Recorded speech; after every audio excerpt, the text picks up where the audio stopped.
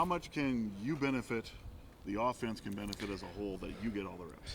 I think substantially, especially I talked about it last week. You go into a game with 80 to 100 plays and you try and rep every play once.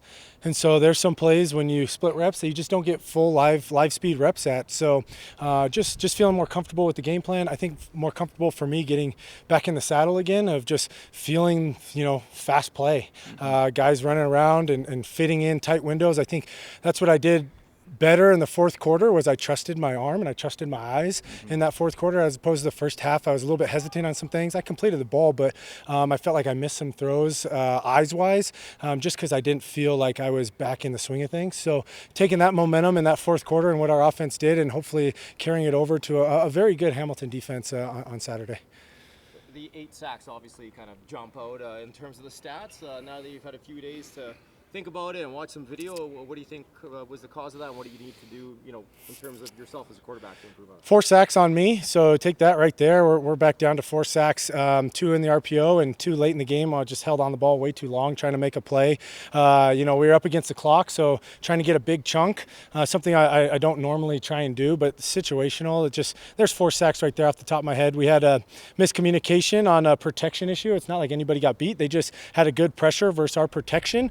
On one of the play actions that I got sacked. So you take those 5 out of it and you got 3 sacks right there. And my biggest thing is there's a lot of good defensive linemen in this league. I think our offensive line is tremendously talented. They're going to make some plays, but obviously 8 sacks jumps off the page. I can help us with 4 and scheme just tough play call in that situation. And that's what Coach McSimic was saying. That's what all of us were saying. Sometimes they just dial up good plays against our plays.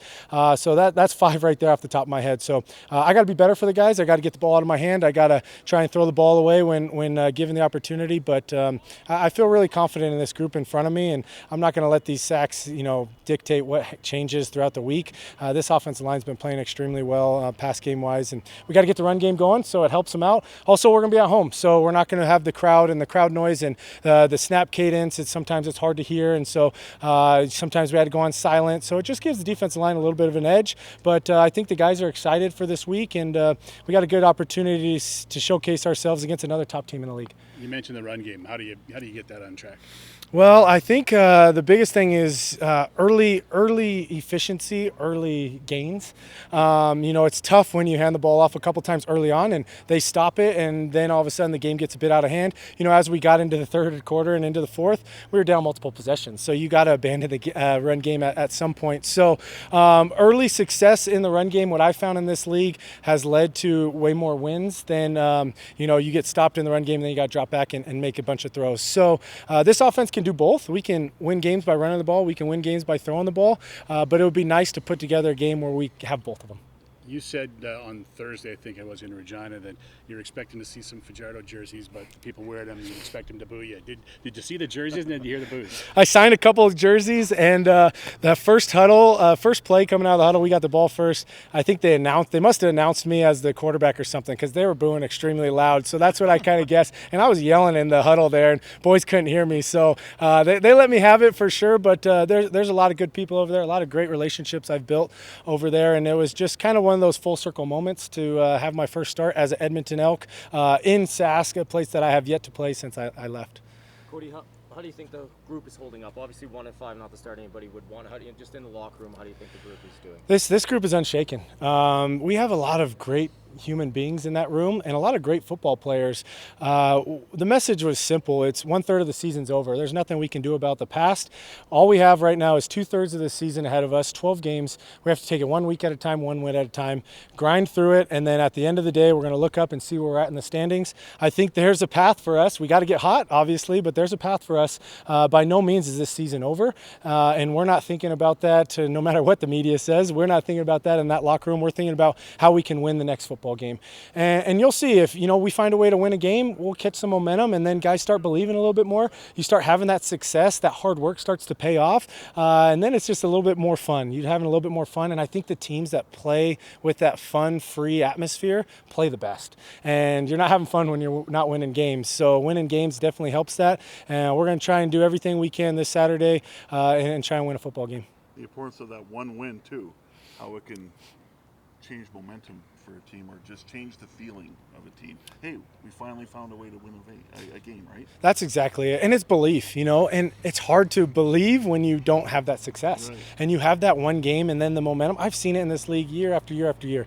You win a game and then you're like, okay, we found a way, like you said. Then you win the next week and you're like, okay, that's 2. Then you win the next week and you're like, hey, that's 3. And I think that's what Hamilton's going through. They started 0-2, had a bye week. They won their first game out of the bye. Then they won another. And now they're coming in with great momentum, 5-game winning streak, a really talented football team. But at the beginning of the year, everybody was counting them out. And now they win 5 and everyone's talking about how they're one of the best teams in the league. So it's just crazy how fast this league can change. I've seen it year after year after year.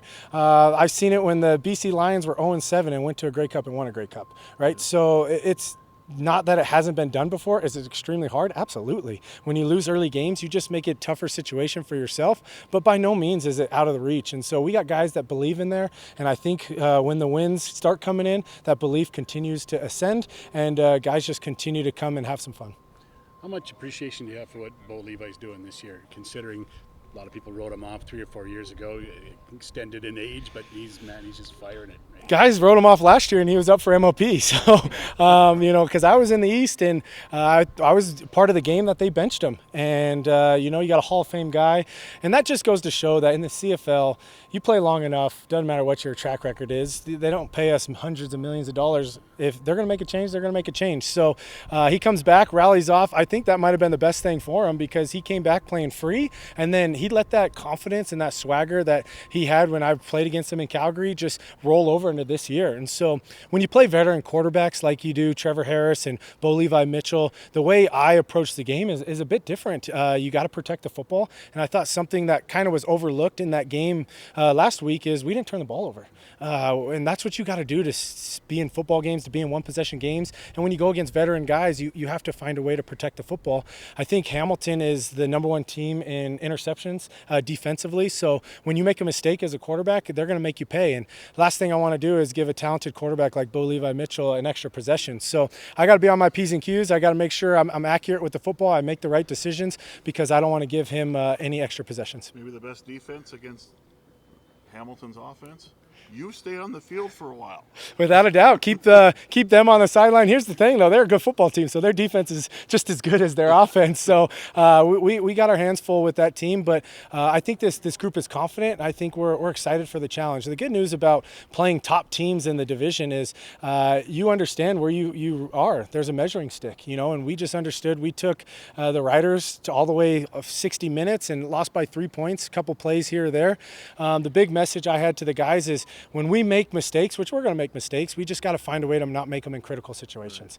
And it's hard to know when those critical situations come up, but you just want to realize that when you do make a mistake, it's not one of those plays that you look back on and it's like, oh, if we would have been just a little bit different here, maybe we have a chance to win the game. So I think that comes with more reps, and I think that comes with more reps with me and just helping guys understand situation. But I'm excited. I'm excited to go out there. I'm excited for this week ahead to take all the reps and kind of get myself back in the flow of things and then get out there and compete against a really good Hamilton team. Thanks so much. Thanks, Cody.